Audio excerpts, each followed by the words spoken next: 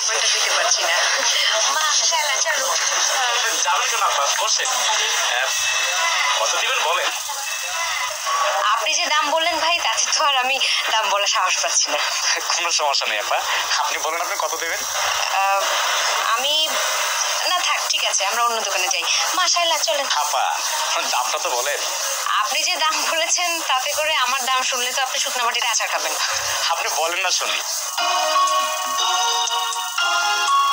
1600 টাকা। এটা আপনি কি দাম বলেন আপা? এই যে ভাই, আমি বলেছিলাম না যে আমার দাম শুনলে আপনি শুকনো মাটিতে আচার খাবেন। যাই ভাই, আমরা 3টা শাড়ি কিনবো, অন্য দোকান থেকে কিনে নেবো। আসি, মা চল। এক কাজ করেন, আপনি রাউন্ড ফিগার 10,000 টাকা দিন।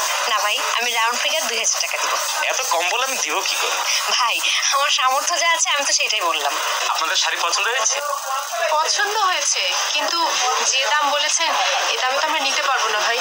হ্যাঁ, দামটা একটু বেশি হয়ে যাচ্ছে। আমি তো এখনো দামই বলিনি। যে দাম বলেছেন তাতেই আমরা ভয় পেয়ে গেছি। অর্পণা, চলো। আরে বসেন বসেন বসেন, 3টা শাড়ির একই দাম। আপনারা এক কাজ করেন, আপনারা 8,000 টাকা করে 24,000 টাকা। না ভাই, আমি 3টা শাড়ি 2000 করে মোট 6000 টাকা আপনাকে দিতে পারবো। কোথায় 24,000 আর কোথায় 6,000? ভাই, আমার কাছে আছেই 7000 টাকা। আমি ভেবেছিলাম যে আমার শাশুড়ি আর ননদকে 2টা শাড়ি কিনে দেবো, কিন্তু আপনি যে দাম বলছেন তাতে করে। আচ্ছা ঠিক আছে, আপনি 3টা শাড়ি 20,000 টাকা দিন। আমি তো ভাই বললাম আপনাকে যে আমার কাছে সব মিলে 7000 টাকা আছে। এখন আপনি দাম চাচ্ছেন 20,000 টাকা করে, আমি কোথা থেকে দেবো ভাই? ওনাদের কাছে টাকা আছে না? না ভাই, ওনাদের কাছে কোনো টাকা নেই। আমার স্বামী মাস শেষে বেতনটা এনে আমার কাছে দেয়। কিন্তু 7,000 টাকা আমি 3টা শাড়ি কি করে দিই বলেন? ভাই, আমি তো আপনাকে 7000 টাকা দিতে পারবো না। আমি বলেছি যে আমার কাছে 7000 টাকা আছে সব মিলিয়ে। আমি আপনাকে 3টা শাড়ির জন্য 6000 টাকা দিতে পারবো। এটা কি হয়? মার্কেটে 3টা শাড়ির দাম 12,000 টাকা করে, 34,000 টাকা, আর আপনি বলছেন 6,000 টাকা, 30,000 টাকা কম। এত কম বলে শাড়ি কি করে দিব বলেন? সেই জন্য তো ভাই আমরা চলে যাচ্ছিলাম, আপনি না আমাদেরকে বসায় রাখলেন। আচ্ছা, আপনাদের 3জনের কাছে সব মিলিয়ে কত টাকা হবে? 7000 টাকা।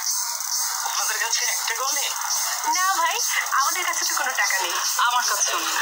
আপনারা তো আমার ঝামেলা ফেলে দিলেন। আমাদের জন্য আপনার খামাখা ঝামেলা করার কোনো দরকার নেই ভাই, আমরা আসি। আরে বসেন বসেন বসেন, ঠিক আছে 7,000 টাকা। আমার অনেক লস হয়ে গেল আপা।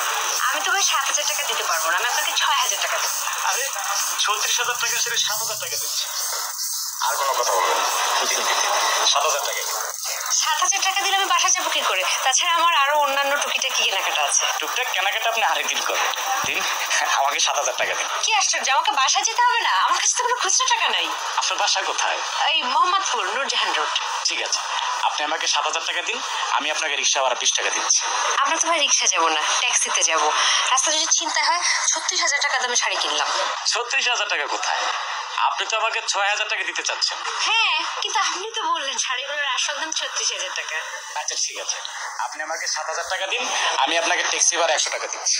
ভাই, 100 টাকা হবে তো? হবে হবে, এখান থেকে মোহাম্মদপুর ভাড়া বড় তো 70 টাকা, আমি আপনাকে 100 টাকা দিচ্ছি। ভাই, মার্কেটে আসছি, একটু ফুচকা খেতে টাকা দিবেন না? ফুচকা খাবেন? ঠিক আছে ঠিক আছে, প্লেট ফুচকার দাম 36 টাকা। চটপটিও খাবো আমরা। ফুচকা খাবেন আর চটপটিও খাবেন? প্রত্যেকদিন তো আর ভাই মার্কেটে আসা হয় না, আসছে যখন সবকিছুই খেয়ে যাবো। ঠিক আছে, 3 প্লেট ফুচকা আর 3 প্লেট চটপটি, 72 টাকা। আর একটা ঠান্ডা মিনারেল পানি দেবেন। আচ্ছা ঠিক আছে, 7,000 টাকা দিন।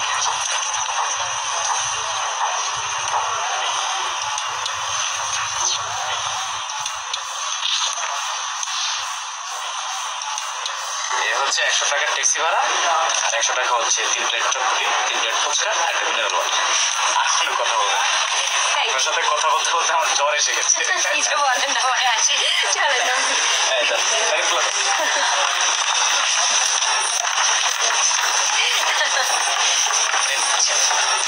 আসি ভাইয়া, থ্যাংক ইউ। আবার আসবেন আপনার? হ্যাঁ, আসি।